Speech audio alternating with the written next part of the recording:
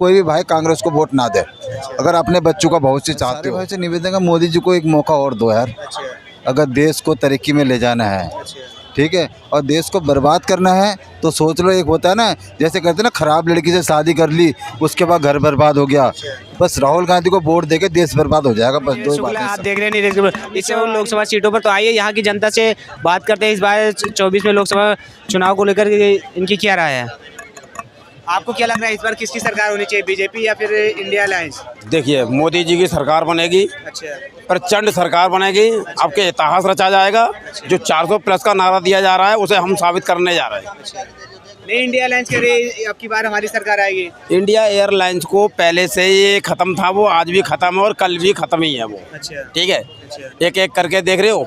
अरविंदर सिंह लवली इस्तीफा दे के जा रहा है, राजकुमार चौहान इस्तीफा दे के जा रहा है। क्या जो इनके प्रत्याशी हैं वो पिट रहे हैं, अपने सीनियरों से बदतमीजी कर रहे हैं, जिसका नाम है कन्हैया कुमार, जिसका नाम है उदित राज। तो इनकी तो खतरे में पहले से पड़ा हुआ है। हो सकता है कि इनको वापसी भी करनी पड़े। आज लास्ट टाइम था इनका, क्या हुआ है क्या नहीं हुआ है ये भी कोई पता नहीं है। तो ये तो बिल्कुल बेकार है। इनके आज तक कैंडिडेट नहीं मिल रहे हैं इनको कहीं भी। ऑल हिंदुस्तान की बात कर रहा हूँ मैं, एक जगह की बात नहीं कर रहा हूँ, एक स्टेट की बात नहीं कर रहा हूँ। हर जगह एक एक दुद्धा तीन तीन प्रत्याशी खड़े हुए हैं। इनको खुद पता नहीं है कौन सा प्रत्याशी है कौन सा नहीं है। ये पोजीशन बना रखी है।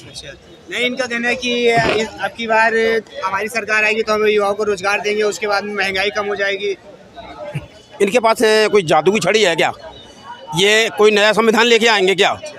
जो संविधान है, जो था, जो है और रहेगा, उसी के तहत ये सारे काम करेंगे। ये नया संविधान नहीं बनाएंगे जो उसके तहत काम कर देंगे, सब युवाओं को दे देंगे। ठीक है, महंगाई कम कर देंगे। महंगाई इनके हाथ में, वो कोई भी एक फार्मूला बता दें उससे ये महंगाई कम कर देंगे। अगर मैंने मान लिया इनकी भाई साहब की टोपी उठा करके इसके सर पर रख दी तो इसे महंगाई कम करना नहीं कहते।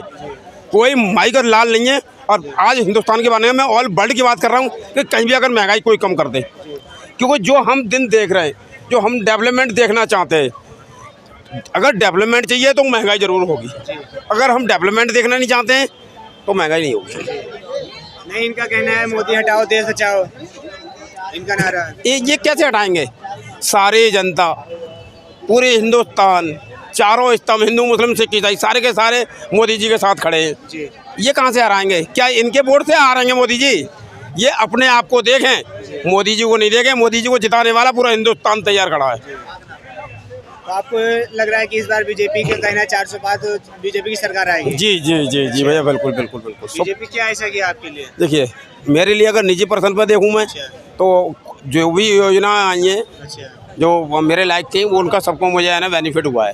प्लस पूरे देश के लिए ज़मीन से लेकर के उन्होंने आसमान तक काम करा है और हर वर्ग के लिए काम करा है। समझे? चाहे गरीब है, चाहे अमीर है, चाहे बिजनेसमैन है, चाहे हमारी फौज है, चाहे हमारे वो कहता कोई भी डिपार्टमेंट है, उसने सभी के लिए काम करा है। आप क्या कहना चाहते हैं इस बार किसकी सरकार होनी चाहिए, बीजेपी या फिर इंडिया अलायंस? बीजेपी की सरकार सर, मोदी सरकार अच्छे काम कर रहे हैं। अच्छा, और उम्मीद करेंगे आगे भी अच्छा, उम्मीद रखते हैं उन लोगों से। हम मोदी सरकार ज़िंदगी में और भी अच्छा काम करेंगे। बिल्कुल। नहीं, ये कह रहे हैं कि हमारी सरकार आएगी तो महंगाई कम हो जाएगी, उसके बाद में युवाओं को रोजगार मिलेगा, और ऐसे ऐसे दावे कर रहे हैं। सर इन्होंने वादे तो सर हिमाचल में भी इनकी सरकार बनने जब जा रही थी ना, उससे पहले इन्होंने बहुत बड़े वादे किए थे वहाँ पर। मतलब हमारी सरकार आते 1 लाख लोगों को हम सरकारी नौकरी देंगे, उसमें से सर आज से 5-10 आदमी को भी नहीं मिली सरकारी नौकरी। अब इनके वादे, अब ये कहते हैं 1-1 लाख रुपए देंगे। सर कहाँ से देंगे? 147 करोड़ जनसंख्या है और इंटू 1 लाख करोगे तो पता नहीं, हम तो गिन भी नहीं पाएंगे। इतनी लंबी संख्या कहाँ से दे देंगे? सर इनका अभी पता है क्या तात्पर्य ये है इन लोगों का, अब इन लोगों की दाल गल नहीं रही है। वो पहले जो चोरा बाजारी का सीन चलता था ना, उसके बाद अब इनका वो सीन ख़त्म हो गया। पहले पाकिस्तान यहाँ से पैसा जाता पाकिस्तान में, और पाकिस्तान के आतंक फैलता था यहाँ तक। अब वो चीज़ें बंद हो गई। इनकी जो खुजलाहट होती थी ना, ऐसे वाले हाथ चलते थे यूँ करके, वो बंद हो गए अब इनके।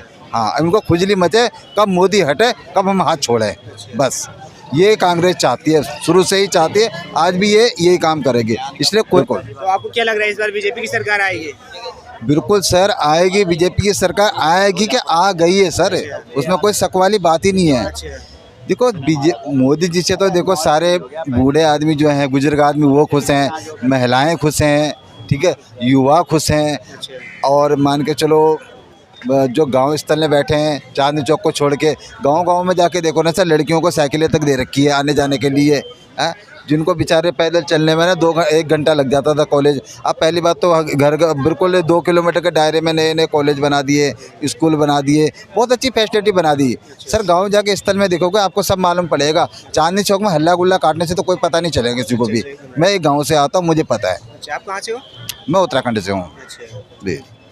आप क्या कहना चाहते हो? इस बार किसकी सरकार होनी चाहिए, बीजेपी या फिर बिल्कुल मोदी जी की होनी चाहिए। चोरू चक्कू की जरूरत नहीं है भारत में। अच्छा बिल्कुल अच्छा, बीजेपी बढ़िया काम कर रही है। बिल्कुल मस्त काम कर रही है एकदम, मतलब झकास बोल नहीं सकते, वर्ड नहीं है मेरे पास बोलने के लिए। बहुत अच्छा काम कर रही है भैया, और मुझे ऐसा ही चाहिए। हाँ, क्योंकि आप देखो वर्ल्ड लेवल पे जितना भारत मजबूत हो गया ना, इनकी सरकार में कहीं पता भी नहीं था कहाँ था भारत, कोई जानता तक नहीं था हमें। आज के डेट में बाहर कोई बंदा जाते हैं ना, मैं गया था दुबई घूम के आया था, ठीक है, इतनी रिस्पेक्ट मिलती है ना सिर्फ इंडियन जानते ही। क्या बताऊँ आपको कि भैया आप इंडिया से हो, मोदी जी के वहाँ से। तो आपको क्या लग रहा है कि बीजेपी की सरकार आएगी तो युवाओं को रोजगार मिलेगा, उसके बाद में बढ़िया काम करेगी बीजेपी? बीजेपी तो स्टार्टिंग से ही रोजगार दे रही है। रोजगार छोड़ो, वो तो बिजनेस खोलने के लिए बिना गारंटर के 10 लाख तक लोन दे रही है कि आप अपना बिजनेस करो खुद का। आपको भी पता है वो योजना, बताने की जरूरत नहीं है। आपको कांग्रेस पर भरोसा नहीं है? कांग्रेस पे बिल्कुल भरोसा नहीं है भाई। उनकी बातों पर कैसे भरोसा करें? राहुल गांधी ने बयान दिया अपने में ही कि मैं एक झटके में महंगाई ख़त्म कर दूंगा। 4 दिन बाद खुद माफ़ी मांगे, कोई भी सरकार एक झटके में ख़त्म नहीं कर पाएगी। भैया हम तो कम करने की बात कर रहे थे। आप बताओ कितने बड़े दोगले हैं वो लोग, अपनी बातों से हर 1 मिनट में मुकर जा रहे हैं। फिर कैसे भरोसा कर लें हम राहुल गांधी पे? खुद का तो उनका पता नहीं है, देश के चले हैं चलाने। अभी देख लिया आपने, राजकुमार चौहान इस्तीफा दे के गया है, अरविंदर सिंह लवली इस्तीफा दे के गया है। धीरे धीरे करके सारे के सारे इस्तीफा दे के जा रहे हैं। क्यों जा रहे हैं? इनको खुद पता है कि इनके यहाँ पे सिर्फ बोलना है, बेमतलब की अकड़ दिखानी है। ये बताऊँ आपको, इन्हें तहजीब तमीज़ नाम की चीज़ नहीं है, इनके पास दिमाग नाम की चीज़ नहीं है। बताऊँ तुम्हें, बीजेपी में शामिल हो रहे थे। मैं आपको बता दो रहा हूँ क्यों हो रहे हैं, इनको खुद मालूम है। इन्हें कुछ नहीं। एक बात बताओ, संदीप दीक्षित हमारे यहाँ सांसद रहे, ठीक है, और मुख्यमंत्री शीला दीक्षित के बेटे हैं कन्हैया कुमार, उनको समझा रहा है। बताइए आप, कन्हैया कुमार को उस दिन उन्होंने मारने के लिए मीटिंग में, तो कहने का मतलब है उसको यही नहीं बताया हमें किससे बात कर रहा है, ये कौन बंदा है। तो कांग्रेस का तो भैया कोई पता ही नहीं है कब कौन सा क्या कर दे, ये बताऊँ। और सब ये राहुल गांधी की मेहरबानी है भैया, सब छोड़ के भागेंगे, उसका बहुत बड़ा रीज़न है।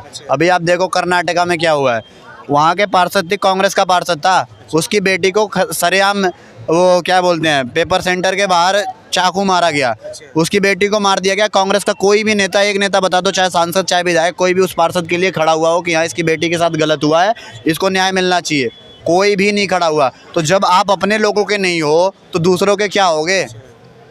एक बात बताओ ना, क्यों नहीं शामिल होंगे? बहुत बड़ा रीज़न है। अभी राम मंदिर का निर्माण हुआ था, राहुल गांधी ने और उन्होंने जाने से मना किया था, फिर भी वो सांसद आके बीजेपी में जुड़ गए। भाई आप दूसरे की जो भावना है, दूसरे की जो मतलब है, उसको आप उसकी आप कदर नहीं करोगे, सिर्फ एक चीज़ को देखते चलोगे, फॉलो करते, तो कैसे आपके साथ जनता बनी रहेगी?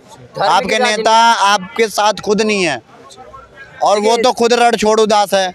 अभी देखो कहाँ से कहाँ चले आए, रायबरेली चले आए अमेठी छोड़ के।